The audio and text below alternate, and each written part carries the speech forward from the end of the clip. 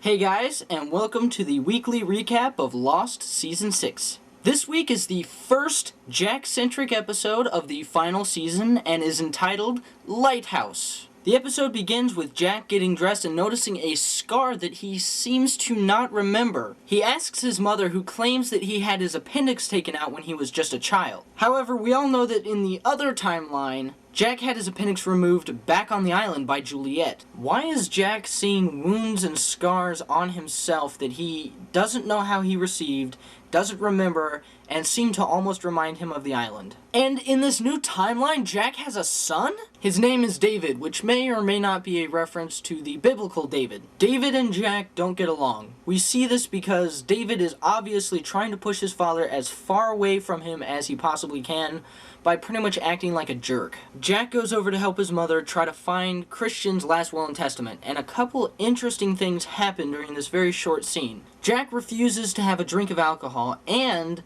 his mother suggests that David might be terrified of Jack, in a similar way that Jack was terrified of Christian. So in this scene, Jack realizes that he is becoming his father. Once they find the will, Jack's mom asks if he's ever heard of a Miss Littleton. So we might actually get a scene where Jack and Claire acknowledge that they are siblings without Claire being a complete psychopath. David disappears from Jack's house, so Jack drives over to David's mother's house to see if he's there. And I'm imagining that it could possibly be Sarah, but the mom is out of town, which pretty much means no one wanted to come in and play the mother. And so we don't really know for sure who his mother is, but I think it's Sarah. It would make the most sense in this timeline. Jack listens to David's answering machine and discovers that he has a time slot scheduled to play at Williams Conservatory. So he drives over to go get him. The sign in front of the building says, "Welcome all candidates." You know that was on purpose. So Jack's son freaking owns at the piano. Now before Jack leaves, he runs into some kid and Dogen. This is starting to remind me of seasons 1 through 3. Remember in the flashbacks when people were just running into familiar faces all the time? Like, for instance, Sawyer was talking to Christian. Christian was talking to Ana Lucia. Ana Lucia was talking with Jack before they got on the plane. And, you know, like, Charlie saved Nadia from, like, being mugged. And it's really starting to resemble. I now really understand why they're saying that it's the closest to Season 1. The final season is very similar to Season 1 in the sense that you're getting to know the characters all over again, and they're still, like, running into each other, even though there's no plane crash.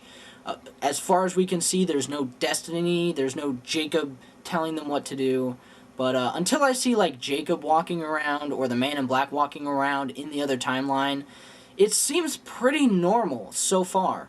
So I can't wait to see where they go with this. David turns out to have been hiding the fact that he has continued to play the piano from his father because he didn't want Jack to see him fail. Jack then tells David about how Christian once told Jack that he doesn't have what it takes, which has stuck with Jack his entire life. Jack then tells David that no matter what happens, in his eyes, David can never fail. And the two make up and have a really great scene together. For once, the daddy issue is solved, which is something that never happens in Lost. If you go back and watch carefully, it seems like every single character has an issue with their father. And something good happens to Jack for once. At the beginning of this episode, when we first see that Jack has a kid who hates him, I said to myself that Darlton must hate Jack. The first 3 episodes of this season, I was kind of 50-50 on the Flash Sideways, but I have finally come to the conclusion that the Flash Sideways are good, they're interesting, I like them, as long as they're not about Kate. So, back in our good old original timeline on the island, Claire takes Jen back to her campsite of doom, along with Aldo's friend, who turns out to not actually be dead. Yet. And Claire is officially the creepiest character in the entire show because of the makeshift skeleton animal fur baby thing in the cradle. Ugh. She's convinced that the others have Aaron and also claims that she has not been alone in the jungle for 3 years. She says that her father and her friend told her that the others have Aaron. She also claims that the temple-dwelling others poked her with needles and branded her, and apparently gave her the same test that they gave to Saeed, but somehow she escaped. So Claire grabs an axe and starts to question the other, which I believe his name is Justin. Jin, in a moment of desperation, tells her that Kate has been raising Aaron for the last 3 years. And Claire kills Justin with the axe anyways. Claire is freaking crazy! So after she kills the guy, Jin suddenly changes his story and tells her that the others do have Aaron, and that he only lied to try to save Justin's life. He claims that he physically saw Aaron at the temple, but that she would need Jin to show her how to get there. Claire says she's glad that Jin is lying, because if Kate really did take Aaron, she'd kill her. So wait, Kate is looking for Claire, and Kate really did take Aaron. And the reason Kate is finding Claire is so that she can tell Claire that she has Aaron. So when Claire finds out that Kate does have Aaron, she's going to kill her. Unless Kate kills Claire first. So either way, someone benefits. If Kate dies, the audience will most likely be thrilled.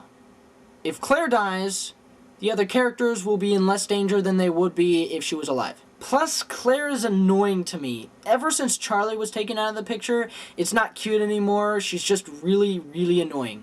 I'm sorry. That's just how I feel. And then Smokey comes right on in and Claire introduces him as her friend. Now, is this confirmation that Smokey is the one claiming people? Is Saeed gonna be all buddy-buddy with him too?